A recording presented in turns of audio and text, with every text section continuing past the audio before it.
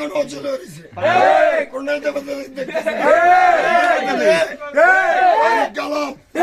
এই গ্রামের সন্তান আমি ঢাকা থেকে দুই নম্বর বাদক সমাজ চাই সত্তর সমাজ চাই যে দেশ আমার মাথা চালাইছে সেই দেশ তো সুন্দর ভাবে পরিচালনা হবে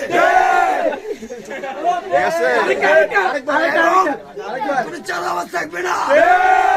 সন্ত্রাস থাকবে না গ্রাম থেকে মারো পাবে না